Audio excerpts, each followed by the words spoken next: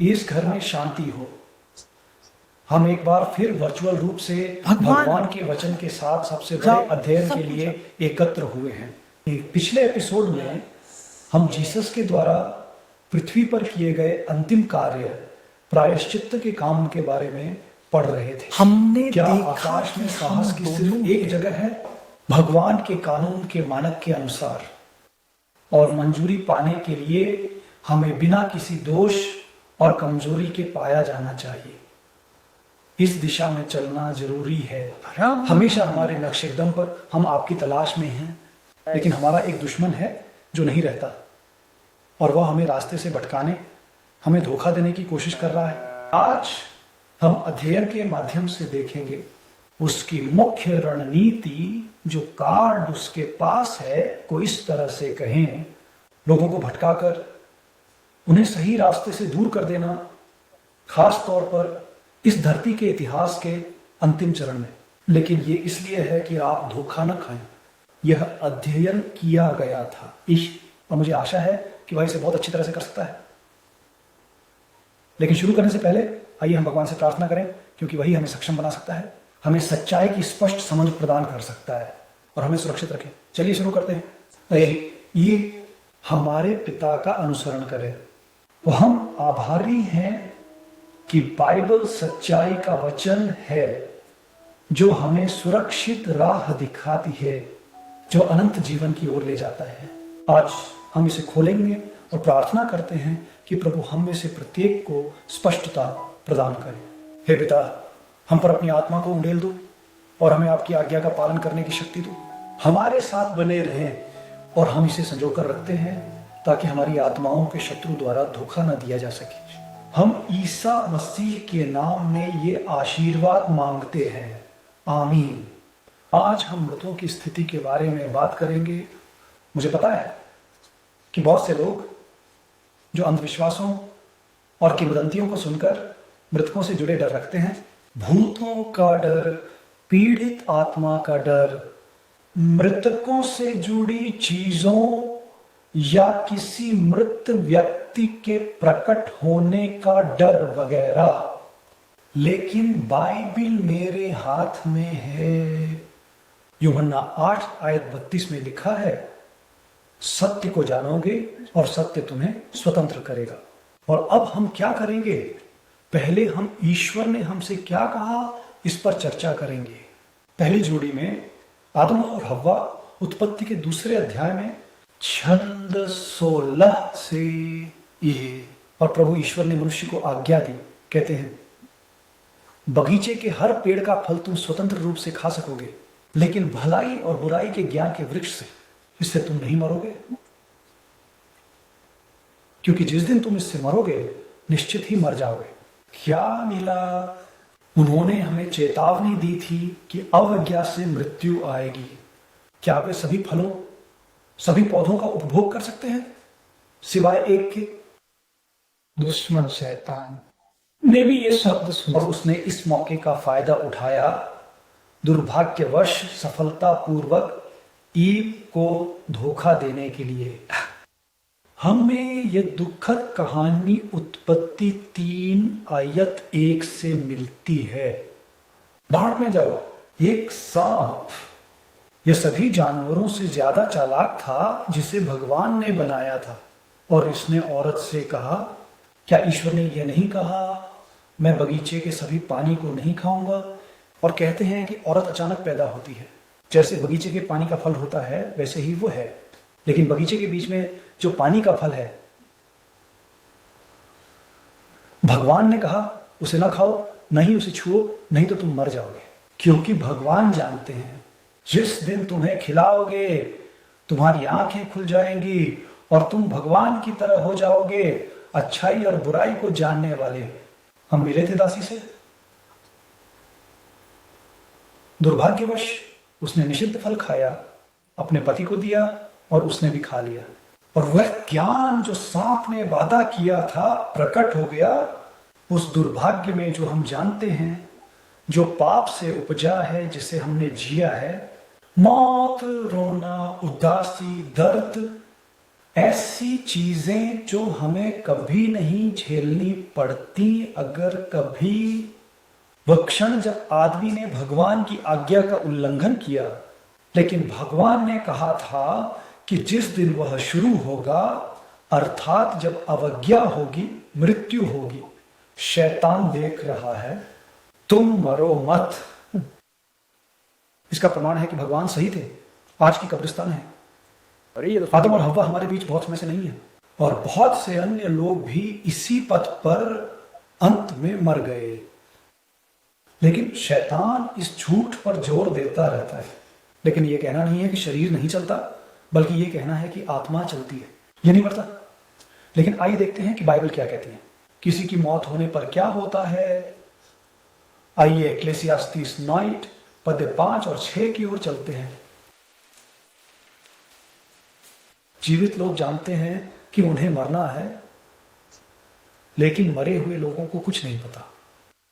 न तो उन्हें कभी कोई पुरस्कार मिलता है और न ही उनकी स्मृति को याद रखा जाता है। ये ध्यान दो, प्यार, उनकी नफरत और ईर्ष्या पहले ही समाप्त हो चुकी है और इस युग में उनका कोई स्थान नहीं है।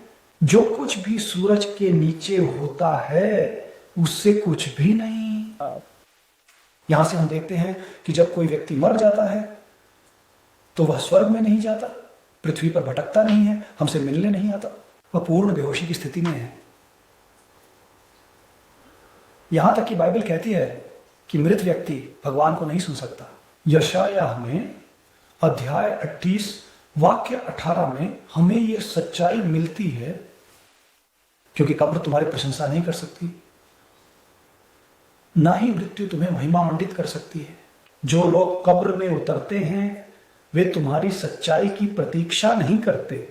जीवित जीवित वे तुम्हारी प्रशंसा करेंगे, जैसे मैं आज करता हूं। एक पिता अपने बच्चों से तौलिए पर अपना सच बोलता है। ब्रश खोलें, मनुष्य का जीवन, या जिसे आत्मा भी कहा जाता है, दो चीजों का मेल है। हम अब इस पर पढ़ाई करने जा रहे हैं ताकि समझ सकें कि व्यक्ति की मृत्यु होने पर क्या होता है। पहले हम उत्पत्ति अध्याय 2 श्लोक 7 को पढ़ेंगे। और भगवान ने मनुष्य को सारी पृथ्वी की मिट्टी से बनाया और उसके नाक में जीवन की सांस फूंकी और मनुष्य स्वर्ग में बना। जीवन। क्या आपने देखा कि भगवान ने मिट्टी का एक गुड़िया बनाया था, फिर उसने अपनी आत्मा, अपनी शक्ति को फूंका और इस तरह मनुष्य एक जीवित प्राणी, एक जीवन बन गया, जैसा कि बाइबल कहती है। व्यवस्था विवरण की पुस्तक में अध्याय 4 पद 9 में हम देखेंगे कि बाइबल आत्मा शब्द से कैसे संबंधित है। जीवन। आइए पढ़े। तो बस अपना ख्याल रखना और अपनी आत्मा की अच्छे से रक्षा करना। जो तुम्हारी आंखों ने देखा है उन चीजों को न भूलना, और यदि तुम्हारे जीवन के सभी दिनों से या तुम्हारे दिल से दूर ना हो तो तुम इसे अपने बच्चों और उनके बच्चों को जानोगे। तेरे बच्चों में से तो आत्मा का संबंध जीवन से है। एक जीवित आत्मा, एक जीवित व्यक्ति शरीर के संग का परिणाम है। भगवान की शक्ति से, जो शरीर भगवान ने बनाया, पहले भगवान ने आदम को मिट्टी से बनाया और फिर शक्ति दी, और जब वो मर जाती है बाइबल कहती है कि भगवान अपनी शक्ति से निकालते हैं। आइए इक्लेसियास्ती अध्याय 12 को खोलते हैं। श्लोक 7। और रोटी जमीन पर वापस जाए जैसा कि यह था, और आत्मा उस भगवान को वापस जाए जिसने इसे दिया। जब कोई व्यक्ति मर जाता है भगवान उसकी शक्ति वापस ले लेते हैं और शरीर, उसके साथ क्या होता है? तुम उसे दफनाते हो, और अगर सालों बाद में खोदूं तो देखता हूं कि कैसा लगता है। आपको और कुछ नहीं मिलेगा।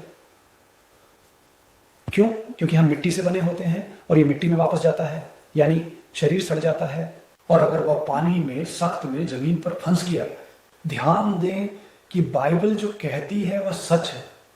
तो मौत ये हमें ऐसी चेतना की स्थिति में नहीं ले जाता जहां हम अभी भी जीवित रहते हैं या कुछ देख पाते हैं।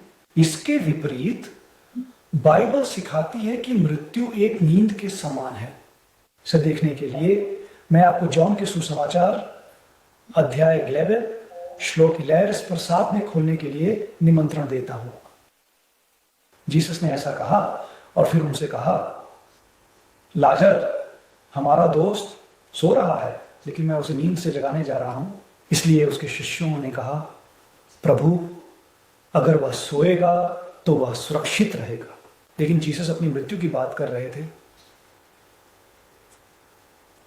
वे सोच रहे थे कि वह आराम या नींद की बात कर रहे हैं। इसलिए जीसस ने कहा, साफ है अरसलान ने सब कुछ बर्बाद कर दिया। यीशु ने स्वयं कहा था कि लाजर सो नहीं रहा था। जब आप सोते हैं, महिलाओं कृपया करें, और फिर आप उठते हैं और नहीं जानते कि क्या हुआ। जो मृत्यु को प्राप्त होते हैं वे हमें आज नहीं देख रहे होते। वे नहीं जानते कि क्या हो रहा है, उन्हें कुछ महसूस नहीं होता। बस इंतजार करो कि भगवान उसे फिर से जीवित कर दें।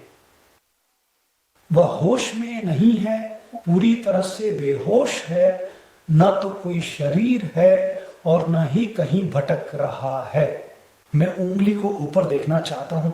अब अगर बाइबल कहती है कि मृत लोग हमसे संवाद नहीं करते, जीवित नहीं हैं, सचेत नहीं हैं, हमारे साथ बातचीत नहीं करते क्योंकि वे मर गए, शरीर धूल में मिल गया, वे बेहोशी की स्थिति में हैं, कैसे लोग कहते हैं कि वे गांव के केंद्र में गए थे, धर्म की एक अलग जगह पर गए थे, और फिर ये बन जाता है। मृतक बोला, या कहा, अरे लोग स्पिरिट सेंटर गए और सुना फलाना मर गया, ढिमका मर गया, दादी मर गई। आखिरकार उनसे बात की। जो साफ होता है वह दुनिया से गुजरता है। बाइबल यह भी प्रकट करती है, हम इसे 1 शमूएल अध्याय 28 आयत 3 से पढ़ेंगे।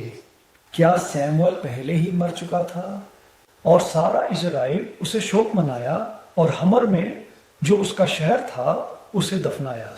इस गलती में स्वास्थ्य विरोधियों और जादूगरों के बीच और फिलिस्तीनी इकट्ठा हुए और आए और सुलेम में डेरा डाला। इस्राएल के सभी लोग जुटे और जंबो में डेरा डाला।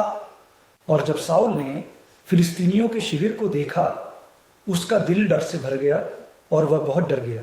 सलमों ने प्रभु से पूछा, लेकिन प्रभु ने उसे जवाब नहीं दिया, न सपनों में, न शराब से, न ही पैगंबरों के द्वारा। फिर अपने सेवकों को स्वास्थ्य की शुभकामनाएं दो। एक महिला की खोज करें जिसमें जादूगरनी की आत्मा हो, ताकि उसके पास जाकर उससे परामर्श लें। और उसके सेवकों ने उसे बताया, देखो अंदौर में एक महिला है जिसमें अदिरिया की आत्मा है। मिलते और साउल ने वेश बदला और अन्य वस्त्र पहने और वह गया। और उसके साथ 2 आदमी थे और रात में एक महिला आई और उसने कहा, मैं तुमसे अनुरोध करता हूं कि तुम मुझे जादूगरनी की आत्मा से भविष्यवाणी करो और जिसे मैं तुम्हें बताऊं उसे मेरे सामने लाओ। तब औरत ने कहा, देखो तुम जानते हो कि थैला ने क्या किया, कैसे उसने भूमि से भविष्यवक्ताओं और जादूगरों को नष्ट कर दिया। मैं अपनी जिंदगी को बर्बाद क्यों करूं ताकि मुझे मारा जा सके। तब शाऊल ने प्रभु की शपथ खाई, कहा, प्रभु जीवित है, इसके लिए तुम्हें कोई बुराई नहीं होगी। फिर उस महिला ने उससे पूछा, मैं तुम्हारे लिए किसे बुलाऊं? और उसने कहा, वे मुझे शमूएल को बुलाने को कहते हैं। इसलिए जब उस महिला ने शमूएल को देखा तो उसने ऊंचे स्वर में चिल्लाया और उस महिला ने इस लोग को कहा, क्यों मुझे धोखा दिया? क्योंकि तू स्वयं स्वस्थ है। और राजा ने कहा, हमारे पास नहीं है, लेकिन विशेषाधिकार क्या है? तब महिला ने साउल से कहा, मैं भगवान को देखती हूं, वो भगवान जो पृथ्वी से उठता है। और उसने कहा, वह आकृति कैसी है? और उसने कहा, एक बूढ़ा आदमी ऊपर आ रहा है और वह एक चौगे में लिपटा हुआ है। शमूएल को समझते हुए उन्होंने अपना चेहरा जमीन पर झुका लिया और दंडवत किया। जैसा कि वर्णन है, शमूएल जो एक नबी थे, पहले ही मर चुके थे, वे उनके बीच में नहीं थे। लेकिन शाऊल, उसने भगवान से सलाह मांगी, भगवान ने जवाब नहीं दिया और नहीं जवाब दिया। बाइबल को जानने वाले को पता है क्यों? चलो, एक अच्छा व्यक्ति नहीं था, वह ईश्वर की इच्छा को पूरा करना चाहते थे, इसके विपरीत नहीं। उसने कई मौके पाए और उनमें बार बार यह दिखाया कि वह अपनी मर्जी से काम करना चाहता था और भगवान का जाल नहीं उड़ाया जा सकता, स्पष्ट है। भगवान ने जवाब नहीं दिया और सौल वास्तव में वफादार नहीं था। इसका प्रमाण यह था कि जब भगवान ने जवाब नहीं दिया तो उसने दूसरी जगह तलाशी शुरू कर दी। था कहाँ? ईश्वर के शत्रु के पास। एक महिला जादूगरनी के पास गया था और उसने कहा, तेरे जादू की आत्मा समूएल को बुलाओ। और उसने अपना जादू किया और फिर कहा जाता है कि भगवान पृथ्वी से उठता है। क्या भगवान धरती से उठता है? भगवान कहाँ है? स्वर्ग में। तो वह जो धरती से उठा था वह शैतान था, हमारी आत्मा का दुश्मन, जिसकी वह सेवा करती थी, और वह समूएल बनकर गया। सौल समझ गया कि वह समूएल है। वह वास्तव में समूएल नहीं था, ये आज भी वैसा ही है। दानव लोगों को धोखा देने के लिए बीते समय और मृतकों का सहारा लेते रहते हैं और उन्हें भगवान के रास्ते से बाहर ले जाना। वह उन लोगों की तरह पेश आता है जिनके पास महत्वपूर्ण संदेश होते हैं। वे ऐसी घटनाओं की बात करते हैं जो केवल वे और मृत व्यक्ति जानते थे। मृतक की आकृति और आवाज की पूर्णतया नकल करके लोगों को धोखा देते हैं। लेकिन हमें धोखा नहीं दिया जा सकता, क्योंकि बाइबल स्पष्ट रूप से कहती है कि मृतक लोग हैं। कहानियां दिसंबर में, जैसा कि हम सबोपदेशक 9 छंद 5 और 6 में देखते हैं, और सभी संवाद नहीं करते हैं। वह दिन आएगा जब यीशु मृतकों को उठाएंगे, पर अभी नहीं। जॉन अध्याय 5 आयत 28 में मोक्ष के इस बारे में बात करते हैं। इस पर आश्चर्य मत करो, क्योंकि वह समय आ रहा है जब सभी जो कब्रों में हैं उनकी आवाज सुनेंगे, और जो अच्छाई किए हैं वे जीवन के पुनरुत्थान के लिए बाहर आएंगे, और जिन्होंने बुराई की वे निंदा के पुनरुत्थान के लिए। बाइबल घोषित करती है कि यीशु धर्मी लोगों को कब पुनर्जीवित करेंगे। 2 थिस्सलुनीकी अध्याय 4 वचन 13 से शुरू होकर।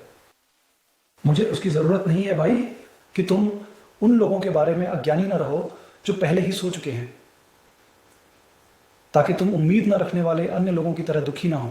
क्योंकि यदि हम विश्वास करते हैं कि यीशु मर गए और पुनर्जीवित हो गए, तो उसी तरह जो यीशु में सोते हैं वे भी उसके साथ इतनी देरी करने के कारण कहते थे। ये कभी पसंद इसके लिए परमेश्वर के वचन से हम जो स्वामी के आगमन के लिए जीवित रहते हैं, पागलपन सोने वालों को प्रार्थना नहीं देंगे, क्योंकि वही प्रभु स्वर्ग से गर्जन के साथ, फरिश्ते की आवाज के साथ और भगवान के तुरही के साथ नीचे आएंगे। और जो लोग मसीह में मर गए हैं वे पहले पुनर्जीवित होंगे। फिर हम जो जीवित बचे से थे 100 तक का दिया, बादलों में किसी के साथ मिलकर उठा लिए जाएंगे। मिलने प्रभु हमें खोलते हैं और हम हमेशा प्रभु के साथ रहेंगे।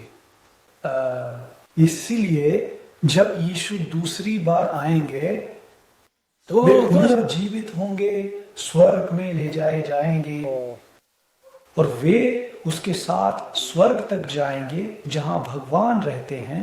वहां वे लंबे समय तक रहेंगे, जैसा कि बाइबल हमें प्रकट करती है। प्रकाशित वाक्य 20 में 4 वाक्य से शुरू होकर हम देखेंगे। यह हमारा है और उन पर अधिकार दिया गया जिन्हें न्याय करने की शक्ति दी गई थी। मैंने उन आत्माओं को देखा जो यीशु की गवाही और परमेश्वर के शब्द से निगल लिए गए थे, और जिन्होंने न तो जानवर की पूजा की और न ही उसकी मूर्ति की, और न ही उन्होंने अपने माथे या हाथ पर चिन्ह प्राप्त किया। और वे जी उठे और मसीह के साथ 1000 वर्षों तक राज किया। लेकिन बाकी मरे हुए लोग 1000 वर्ष समाप्त होने तक जीवित नहीं होते। ये पहला पुनरुत्थान है। धन्य और पवित्र है वह जिसकी भागीदारी पहले पुनरुत्थान में है। इन पर दूसरी मृत्यु का कोई अधिकार नहीं होगा, लेकिन वे भगवान और मसीह के पुजारी होंगे और उनके साथ 1000 वर्षों तक राज करेंगे। न्याय के दौरान अन्यायी स्वर्ग में होंगे, 1000 साल तक पापियों का न्याय करेंगे। बाइबल इसके बारे में यशायाह 44 वर्ष 17 में बात करती है। कहा गया है तुम्हारे खिलाफ तैयार किया गया कोई भी हथियार सफल नहीं होगा, और हर जीत जो न्याय में तुम्हारे खिलाफ उठती है तू उसे दोषी ठहराएगी। यह प्रभु के सेवक की विरासत है और उसका न्याय। पता है अंत में यही सब कुछ है। क्या दुष्ट मर चुके हैं? ये 1000 सालों तक मरे रहते हैं, लेकिन इस अवधि के बाद वे फिर से जी उठाए जाते हैं ताकि वे अपना निश्चय प्राप्त कर सकें। हम यह प्रकाशित वाक्य 20 आयत 7 को पढ़कर समझते हैं। चलिए देखते हैं। और इसके 1000 वर्ष समाप्त हो गए। शैतान अपनी कारागार से मुक्त हो गया और वह उच्च पार्श्व कोनों पर स्थित राष्ट्रों को भ्रमित करने के लिए निकलेगा। गोर की एंड मैकगोर की, जिसका नाम कोमारेलो है, लड़ाई में इकट्ठा करने के लिए, और वे छत की चौड़ाई पर चढ़ गए वैसे और संतों के शिविर और प्रिय नगर को घेर लिया। आकाश से उनकी आग जो उन्हें निगल गई। 11:30 मैंने बड़े सफेद सिंहासन को देखा और उस पर बैठे हुए को देखा। पृथ्वी और स्वर्ग की उपस्थिति से भाग गया और उनके लिए कोई स्थान नहीं मिला। मैंने मृतकों को बड़े और छोटे सिंहासन के सामने खड़े देखा और उनकी पुस्तकें खोली गईं, और एक और पुस्तक खुली जो जीवन की पुस्तक है और मृतकों का न्याय है, जो पुस्तकों में लिखी चीजों के अनुसार है। और समुद्र ने उसमें मौजूद मृतकों को वापस दिया, और मृत्यु और नरक ने उनमें मौजूद मृतकों को उनके कामों के अनुसार वापस दिया, जो उनके कर्मों के अनुसार प्रत्येक का न्याय किया गया। और मृत्यु और नरक को ज्वालामुखी में फेंक दिया गया। यह दूसरी मृत्यु है, और वह जिसका नाम जीवन की पुस्तक में नहीं पाया गया वह अग्नि के बड़े सागर में फेंक दिया गया। तो यह 1000 वर्षों का अंत है। शैतान राष्ट्रों को परीक्षण के लिए बाहर जाता है। अगर वह प्रयास करने के लिए निकलता है तो इसका मतलब है कि उसे इसके लिए जीवित लोग मिलते हैं। दुष्ट लोग मृत थे दौरान, वे पुनर्जीवित नहीं हुए, जैसा कि प्रकाशित वाक्य 20:6 में लिखा गया है। इसलिए अगर ब्रह्मांड फिर से दुष्टों की परीक्षा कर रहा है तो इसका मतलब है कि वे पुनर्जीवित हो गए हैं, लेकिन इस बार संतत्व प्राप्त करने के लिए, चूंकि उनका नाम जीवन की पुस्तक में नहीं पाया गया। उनकी सजा अग्नि की झील थी। जब वे पुनर्जीवित होते हैं, परमेश्वर का एक निश्चित शहर है और वे इसे जीतना चाहते हैं, ये दिखाने के लिए कि वास्तव में वे दंडित होने के लिए परिपक्व है। और जो होता है वह है जब उन पर फैसला किया जाता है। यीशु ने अपने निर्णय की बात प्रकाशित वाक्य 22 श्लोक 12 में कही थी, देखो मैं जल्दी आ रहा हूं और मेरा इनाम मेरे साथ है, हर एक को उसके कर्म के अनुसार देने के लिए। इस कविता से हम समझते हैं कि हर इंडियन अपने कामों को अनुपात में जलाएगा। जिसने ज्यादा किया वह ज्यादा भुगतेगा, जिसने कम किया वह कम भुगतेगा, क्योंकि भगवान न्यायी है। लेकिन वे हमेशा के लिए नहीं जलेंगे। बाइबल कहती है कि वे बराबरी के अनुसार जलेंगे, लेकिन उसके बाद मर जाएंगे। मलाकी अध्याय 3 में हम देखते हैं कि आदिवासी नष्ट हो जाएंगे। आइए पद 1 और 3 पढ़ें, क्योंकि देखो वह दिन फ्रोनों की तरह उंगली पर आता है। सभी घमंडी और पाप करने वाले एक जोकर की तरह होंगे, और जिस दिन को आना है वह उन्हें गले लगाएगा। कहते हैं प्रभु सबके स्वामी। इस तरह की वे न तो जड़ और न ही तलवार छोड़ेंगे। जीवित रहो। पद 3, और मैं अधर्मियों को कुचल दूंगा, क्योंकि वे सिमसास करेंगे। तुम्हारे पैरों के नीचे उस दिन जो मैं बनाऊंगा, उस दिन भगवान कहते हैं। और ओबदिया की पुस्तक में अध्याय 1 16वीं शताब्दी में बाइबल कहती है कि दुष्ट लोग ऐसे हो जाएंगे जैसे वे कभी थे ही नहीं, क्योंकि जैसे तुम मेरी पवित्रता के पर्वत पर पिया करते थे, वैसे ही सभी राष्ट्र लगातार पिएंगे। वे पिएंगे और टकराएंगे, और ऐसा होगा जैसे कभी थे ही नहीं। इसलिए जैसा कि हम देखते हैं, आज हम सभी के पास इस जीवन का अवसर है। एक बार मरते हुए हम हमेशा के लिए अपनी किस्मत को न्यायी या अधर्मी के हाथों में सौंप दें। इब्रानियों के अध्याय 9 छंद 27 में बाइबल इस सच्चाई को स्पष्ट रूप से घोषित कर दी है। और जैसे मनुष्यों को एक बार मरने की आज्ञा है, इसके बाद न्याय है, इसलिए हमें दूसरा मौका नहीं मिलेगा। यह इस जीवन में है जहां हमें सबसे महत्वपूर्ण चुनाव करना है। यह अब है जब हमें चलना है।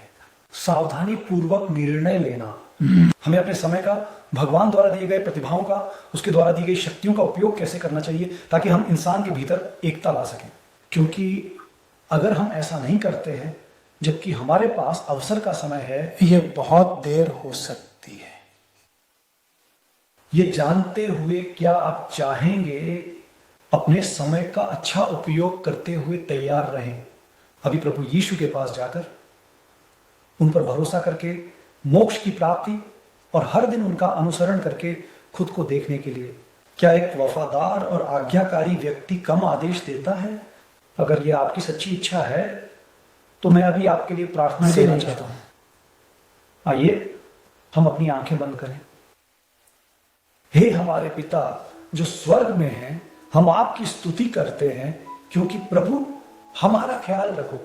दुश्मन के रडार को खोज रहे हैं हमारी आत्मा की रक्षा करने और प्रभु द्वारा वांछित अंत अर्थात अनंत जीवन प्रदान करने के लिए, जहां और कोई दुख या पीड़ा नहीं होगी। हमारे साथ बने रहें पिताजी। जिन्होंने आज इस संदेश को देखा उन्हें मजबूती प्रदान करें। इस विद्यार्थी के साथ रहें जिसने आज यह निर्णय लिया है कि तेरे पवित्र दूत उसकी सेवा करें, वह दृढ़ रहे और वह सबसे महत्वपूर्ण निर्णय ले सके। अपने वफादार और आज्ञाकारी लोगों से जुड़ने के लिए एक कदम उठाएं। हमारे पिता के साथ रहिए, अपने चर्च का मार्गदर्शन करते रहिए। ये वही चर्च है जिसे आपने चुना है, मिनिस्ट्री रोड एंजलो। अंतिम चेतावनी, यही हम मसीह यीशु के नाम से मांगते हैं, आमीन। आज हमारी पढ़ाई समाप्त करने से पहले मुझे आपको बताना चाहिए कि और भी जरूरी चीजें हैं जो जीवन में है और भगवान चाहते हैं कि हम जानें ताकि हम दुश्मन से न बहके। बाइबल मत्ती के अध्याय 24 में कहती है कि ऐसे धोखे होंगे जो यदि संभव होता तो चुने हुए लोगों को भी धोखा दे देते। इसलिए किसी अन्य स्थान पर वह भी कहती है, और शास्त्रों का अध्ययन करो क्योंकि आप स्वयं को पहचानोगे और वे आपसे आएंगे। परीक्षण करें, इसका मतलब है जांचना, यानी ध्यान से, मानदंडों के साथ गहराई से अध्ययन करना। आपने यहां तक की पढ़ाई का पालन किया है, निश्चित रूप से उसने कई चीजें सीखी, लेकिन यह सच है कि इस लघु अध्ययन श्रृंखला में बाइबल के सार तत्व को संपीड़ित कर पाना संभव नहीं है। इसलिए यह मंत्रालय, यह चर्च आपको ऐसी सामग्रियां प्रदान करता है जिनके माध्यम से आप गहराई और व्यापक रूप से अध्ययन करने का अवसर प्राप्त करते हैं प्रत्येक सेवक के लिए। इसके अलावा आ रहे हैं जो चीजें जल्द ही होने वाली हैं, वे डेनियल और रहस्य उद्घाटन की पुस्तकों में प्रोफेसाइज की गई है। इस कारण से ताकि आप इस सारी रोशनी तक पहुंच सकें, हमने इसे छोटी किताबों में दर्ज किया है ताकि आप तक पहुंच सके। और ये किताबें उपलब्ध हैं। हमने यहां उनका एक सेट तैयार किया है, आप उन्हें स्क्रीन पर देखेंगे और आप अब हमें प्राप्त कर सकते हैं। इसके लिए बस संपर्क में रहें। आप फोन या व्हाट्सएप के माध्यम से संपर्क कर सकते हैं। नंबर 55। अगर आप ब्राजील से बाहर हैं, अगर आप ब्राजील में हैं तो बताइए कौन। 40,000 देश 9,50,000,8,425। हम आपको ईमेल से अनुरोध करने का विकल्प भी देते हैं। चाहता हूँ, बस यही। बहुत धन्यवाद। हमारा ईमेल अंतिम चेतावनी के साथ है। अंदर फेसबुक अंतिम चेतावनी मंत्रालय, और वहां अपनी घोषणा करने के लिए अपना अनुरोध करें ताकि आपको इस सामग्री तक पहुंच मिल सके। मुझे आशा है कि आपके जीवन में एक बड़ा फर्क डालेगा। और मैं जानता हूं कि यह फर्क डालेगा। ईश्वर ने जो प्रकाश इस चर्च को दशकों से दिया है, यह संक्षिप्त किया गया है ताकि आप महीनों में इस तक पहुंच सके और इसके अनुसार जीवन जी सके। अब हम इस अध्ययन श्रृंखला का समापन कर रहे हैं। मैं मानता हूं कि अगर भगवान ने आपको यहां तक लाया है तो इसका मतलब है कि आपके जीवन में उनकी एक विशेष योजना है, जीवन है, और आप भी ये जानते हैं क्योंकि भगवान ने आपके मन में ये बात कही है, आपके दिल में इसकी पुष्टि की है और ऊपर की ओर प्रकाश को खोल दिया। जब मसीह हमारे दिलों में आते हैं तो स्वर्ग जो कदम उम्मीद करता है वह है कि हम पृथ्वी स्तर के पानी में उतरेंगे और हम जो सच्चाई सीखी है उसे स्वीकार करें। आपने यहां कुछ सच्चाई सुनी है जो आपको पहले नहीं पता थी। क्या आपके पास सबूत था? जो धनुर्धारी है, यह सच्चाई का चर्च है, चौथे दूत की मिनिस्ट्री, अंतिम चेतावनी। और अब मसीह आपसे बात कर रहे हैं, तुम इतनी देर क्यों कर रहे थे? आओ बपतिस्मा दो, अपने पापों को छोड़ दो और प्रभु यीशु का नाम स्वीकार करो।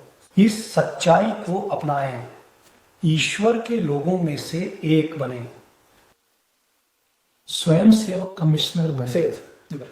फिर भी आज मैं आपको संपर्क में आने और वह करने के लिए आमंत्रित करता हूं जो यीशु पहले से ही आपसे कह रहे हैं, बपतिस्मा के लिए प्रभु को दे।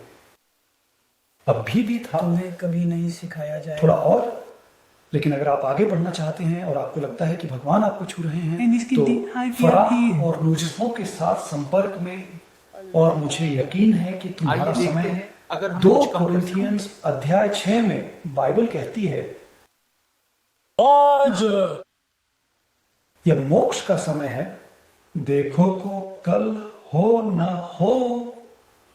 शायद अगर आप वहां जीवित हैं, अब अपना निर्णय लें। हम यहां आपकी मदद के लिए हैं।